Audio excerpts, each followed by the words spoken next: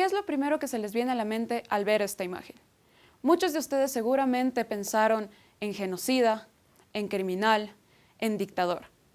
Pero ¿qué pasa si retomamos en los años 90?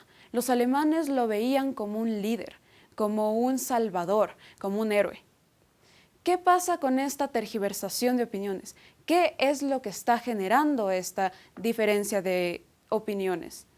Pues los medios de comunicación son tan poderosos que pueden manipular la percepción de la sociedad.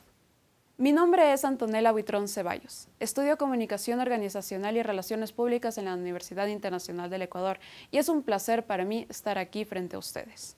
Tomando principalmente al cine o al género audiovisual como medio de comunicación, vamos a analizar los elementos cinematográficos como el sonido, los planos, el encuadre, la conceptualización de la imagen como elementos puntuales para la manipulación de la percepción.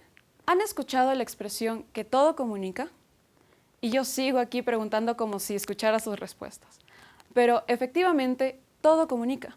Pues no se puede decir que solo existe comunicación cuando se genera de forma intencional, puesto a que toda acción tiene una acción comunicativa. Al hablar de política, igualmente es imposible no hablar de comunicación, porque toda acción política genera una acción comunicacional y convergen en cuanto a la construcción del mensaje, del discurso, de la imagen política y de la campaña. Las técnicas comunicacionales van evolucionando de la mano de la tecnología, pasando, por ejemplo, del telégrafo al teléfono, de la radio, la televisión, el cine y actualmente hasta las redes sociales. Es interesante ver cómo estos son utilizados de forma o como medio propagandístico, tomando en cuenta el análisis sociológico funcionalista. ¿Qué quiere decir esto? Tiene que ver mucho con el tema de la conducta, de la cultura y la estructura social y la influencia de esto a la concepción y al entendimiento del mensaje. Así que, teniendo presente siempre el contexto y la época histórica, cuando Hitler se posicionó como Führer en 1933, puso a Joseph Goebbels como el ministro de propaganda para poder realizar toda su campaña política.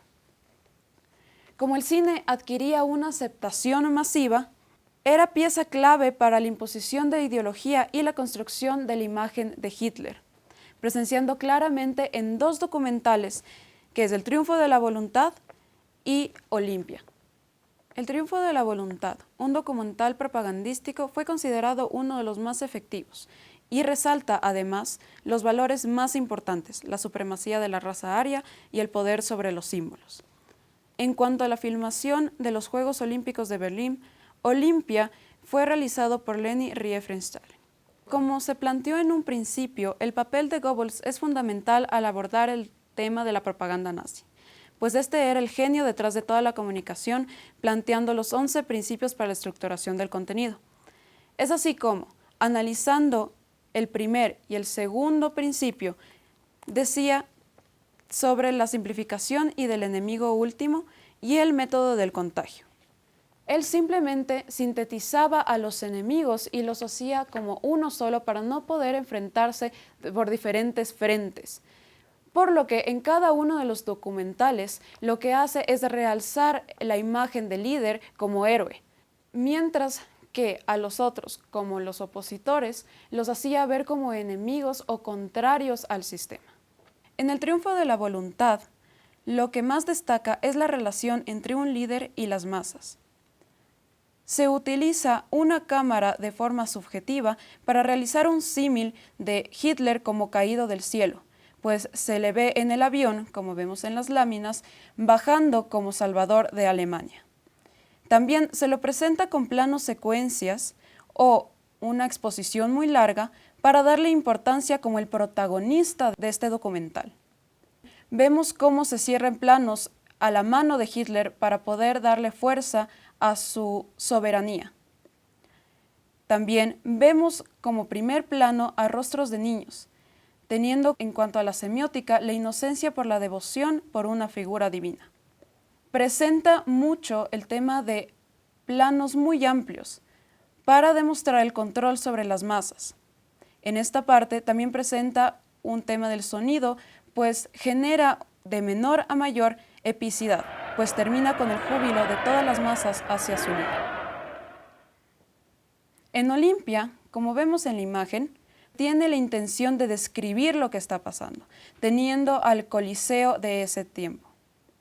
Quería representar el triunfalismo, la dominación de las masas, y que todas ellas representaban una sola voz que estaba a favor de su líder.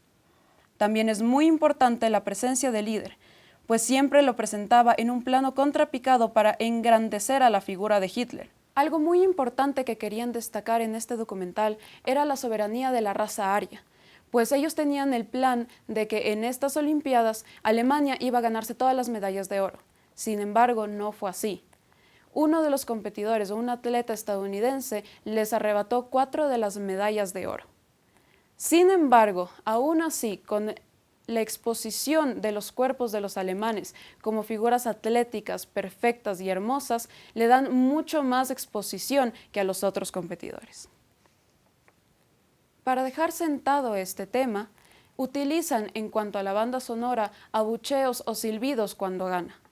Visto todo esto, para poder entender un poco más podemos abordar la teoría de Laswell de la aguja hipodérmica.